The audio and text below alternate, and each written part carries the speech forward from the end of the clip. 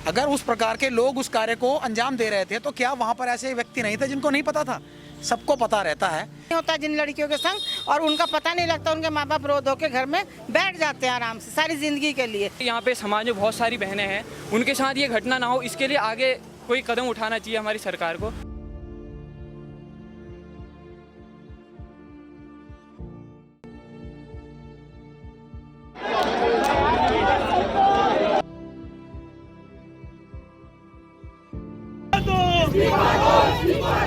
क्योंकि वो पटारी तो कुछ कर नहीं रहा है, क्योंकि हमें उस पर भी शक है। उसने कुछ नहीं किया, उस दिन से कुछ न कुछ तो पता चलता है कि लड़की कहाँ है। नमस्कार, मैं साक्षी साहनी बहुत स्वागत करती हूँ आपका पर्वत संकल्प में। हम एक ऐसे देश में हैं, हम एक ऐसे प्रदेश में हैं जहाँ पे कन्याओं को पूजा जाता है, जहाँ पे महिलाओं की इज्जत करी जाती है, उन्हें देवी का दर्जा दिया जाता है।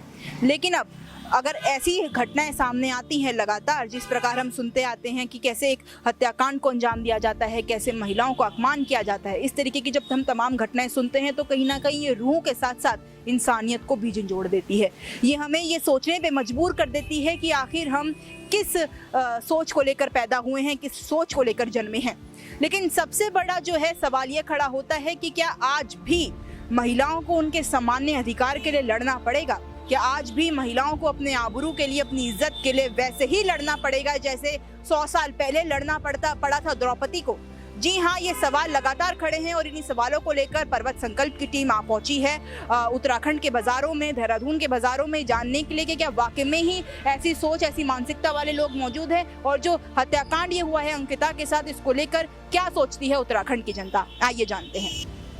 देखिए, अंकिता भंडारी मरहूम, सबसे पहले तो हम परमेश्वर से प्रार्थना करेंगे उन्हें आत्मा को शांति दे, और इस प्रकार से अल्प आयु में वो दुनिया छोड़कर चली गई और अपने पीछे एक पूरे परिवार को रोता हुआ बिलखता हुआ छोड़ गई। तो ये एक बहुत ही अजीबोगरीब घटना जो उत्तराखंड में घटी, इसने हम सबको जो है झंझोर कर रख दिया कि इस प्रकार से अगर छोटे छोटे बच्चे सुरक्षित नहीं हैं तो हम कौन सी 21वीं सदी में तरक्की की बात करते हैं? ये कौन सा शासन है जिसमें इस प्रकार की घटनाएं हो रही हैं और मौन हैं लोग? और मेरे समझ में नहीं आता कि प्रशासन या शासन इस पर ध्यान तब देता है जब घटना घट चुकी होती है। क्या वो इस बात से वहाँ के क्षेत्र के लोग परिचित नहीं होंगे कि उस फार्म हाउस में, उस रिजॉर्ट में क्या किया जा रहा है? अगर उस प्रकार के लोग उस कार्य को अंजाम दे रहे थे तो क्या वहाँ पर ऐसे व्यक्ति नहीं थे जिनको नहीं पता था? सबको पता रहता है। लेकिन ये जो मूक अवस्था है ऐसे लोगों की जो प्रशासन में बैठे हैं, ये जिम्मेदार हैं ऐसी घटनाओं के जो उत्तराखंड में इस प्रकार से छोटे छोटे बच्चों के साथ घटती है। मैं तो यही कहना चाहूंगी कि भाई देश ने अपनी बेटी खोई है।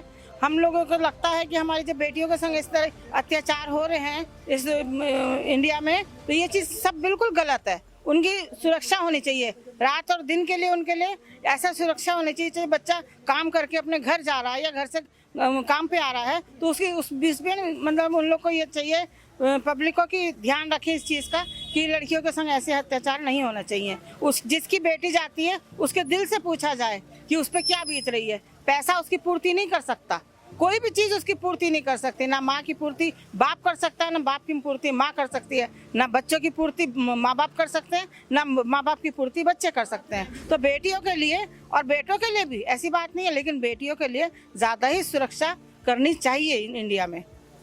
उत्तराखंड में आप लड़कियों को कितना सुरक्षित मानती हैं, महिलाओं को? मैं नहीं मानती हूँ कि उत्तराखंड में महिलाओं के लिए कोई सुरक्षा बना रखी है किसी चीज़ ने। मैं बिल्कुल नहीं इस चीज़ को सोचती हूँ, क्योंकि हर जगह जब 4-5 दिन के बाद सुनो ये कांड हो रहा, 4-5 दिन के बाद सुनो ये कांड हो रहा, कुछ ना कुछ महिलाओं के संग, लड़कियों के संग अधिकतर ऐसे कांड होते ही रहते हैं। लेकिन इसके लिए कोई भी यहाँ पर सुरक्षा नहीं है उत्तराखंड में। मैम, पहली बात तो ये हमारे देवभूमि उत्तराखंड के लिए बहुत दुखद घटना है। जैसे कि हमारे उत्तराखंड में बहुत देवी देवताओं का यहाँ पे वास माना जाता है। आज के इस दुनिया में हम देखते हैं कि सारा विश्व यहाँ पे उत्तराखंड में हमारे यहाँ पे एक पूजनीय स्थल के रूप में, लेकिन जो ऐसे कुकृत्य यहाँ पे लोग कर रहे हैं, ऐसे कर्मों को कर रहे हैं यहाँ पे, तो ऐसे लोगों न जाने ये एक घटना यहाँ पे एक ऋषिकेश की बात नहीं है, ये उत्तराखंड में हर जगह, पहाड़ों से लेके ऊपर प्लेन्स में, हरिद्वार से रुद्रपुर जो हमारा कुमाऊं वाला एरिया है, यहाँ से लेके हम हर जगह देखते हैं इतने सारे रिजॉर्ट बन रखे। लेकिन वो लोग भी, पहाड़ों के लोग मजबूर हैं जो यहाँ पे आने के लिए अपने 10-12 हज़ार के रुपये यहाँ पे अपने ईमान की बलि चढ़ते हैं, जो यहाँ पे डेली चढ़ते हैं लोग, उनकी भी इसमें गलती नहीं है। जो इसमें मेन गलती जो यहाँ पे है जो ये अवैध जिनका यहाँ पे कोई नाम यहाँ पे मतलब कि इनका कोई रजिस्ट्रेशन नहीं है, पता नहीं है कि कौन से रिजॉर्ट क्या है इनका, कोई इनके बारे में खबर लेने वाला नहीं है कि अगर किसी लड़की के साथ कुछ गलत हो रहा है तो वो लड़की अपनी बात खुल के बता भी नहीं सकती है। मैं तो कहता हूँ कि मुख्यमंत्री जी को इसमें सख्त से सख्त एक्शन लेना चाहिए। आगे भविष्य में चलो जिसकी बेटी बहन जिसके साथ ये घटना हो गई है वो तो हो गई है, लेकिन भविष्य में आने वाली हमारी बहनों के साथ, हमारी खुद की बहनें, हमारे यहाँ पे समाज में बहुत सारी बहनें हैं, उनके साथ ये घटना ना हो, इसके लिए आगे कोई कदम उठाना चाहिए हमारी सरकार को। इसमें बहुत दुखद घटना है जो इस टाइम हो रही है हमारे उत्तराखंड में, ये आगे ना हो। इसमें शासन प्रशासन को काफ़ी सतर्क रखना चाहिए, पुलिस व्यवस्था वगैरह जो है इसमें काफ़ी उनका योगदान रहना चाहिए कि ऐसी कार्रवाई ना हो। अगर हो तो इसमें सुनवाई बहुत जल्दी हो, क्योंकि होता है कि रिपोर्ट कब लिखी कब एक्शन हो। मैं प्रशासन से यही कहना चाहता हूँ कि जो इसमें कार्रवाई होनी चाहिए वो जल्दी होनी चाहिए, मतलब बिल्कुल तुरंत इस पर एक्शन लेना चाहिए। मतलब आप किस तरह की सजा उनको देना चाहेंगे जो पुल के जो ऐसे काम है इसमें तो सीधे फांसी की सजा होनी चाहिए। जो ऐसा काम जो है कि आगे के लिए ना हो, ऐसी सजा होनी चाहिए कि जो आगे ना हो इससे कोई ऐसी दुर्घटना दोबारा। हमारी इस खास रिपोर्ट में आपने देखा कि क्या सोचती है उत्तराखंड की जनता, क्या युवा पीढ़ी सोचती है, क्या महिला वर्ग सोचती है। और कहीं ना कहीं देखिए बहुत ज़्यादा शर्मनाक बात ये स्थिति सामने आती है कि हमें भी इस विषय पे लेकर लगातार बात करनी पड़ती है, क्योंकि हम इतने एक्टिव हैं अपने सोशल मीडिया में, हम इतने एक्टिव हैं टेक्निकल लाइफ को लेकर, लेकिन उसके बावजूद भी अगर हमें इस तरीके से महिलाओं के इंसाफ के लिए फिर से आवाज़ उठानी पड़ेगी जो पहले के समय में उठती थी, तो कहीं ना कहीं हम फिर से ये सोच सकते हैं कि हम आखिर कहाँ तक पहुँचे हैं। हमने अगर तरक्की करी है तो वो कहाँ तक करी है।